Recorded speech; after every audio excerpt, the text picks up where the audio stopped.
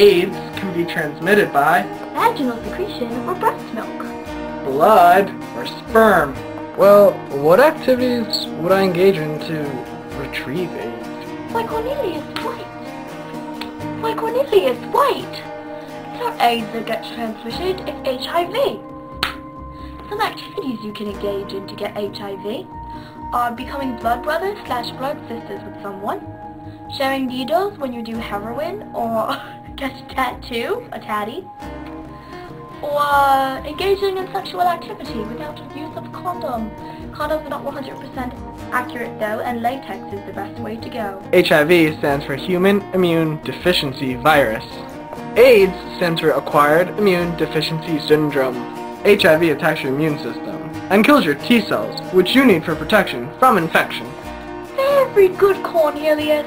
But once your T cell count drops to under 200, you have full-blown AIDS. But the dangerous part is, you can't tell when someone has or doesn't have AIDS. It doesn't discriminate against gender, age, race, whatever. So you see, and please watch out. So when and how do I find out if I have AIDS? Well, Cornelius, that is a very, very, very, very clever and bright question. I have your answer. What you need to watch out for, though, is the window period. What the is a window period? That is a very good question, Cornelius. The window period is 3 to 6 months, right after you get infected with HIV, that you can possibly not come up positive when you take an HIV test. The unsureness of knowing whether or not you have HIV makes it dangerous. So how do I get tested for HIV?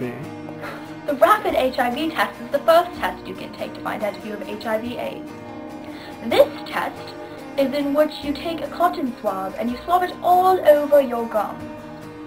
After it's swabbed all over your gum, the cotton swab is put into a developing substance. After it's done in this container, it's left in there for 20 minutes, and after so, it says whether or not you have HIV.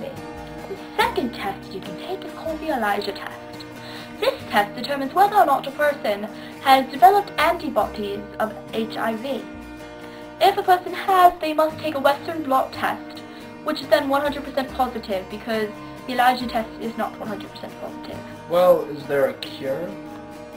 I'm sorry to inform you, Cornelius, that there is no cure for AIDS. The reason is because the virus keeps changing. HIV is changing all the time, and every time doctors find a cure for it, it just adapts itself again. Can I have some more facts, please? People can go their entire lives with HIV and never develop AIDS.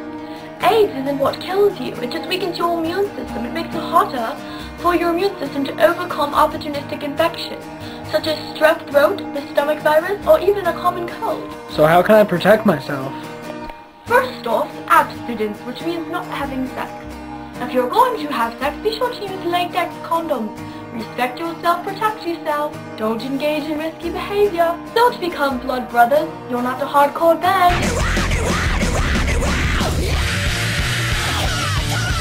Do not share needles.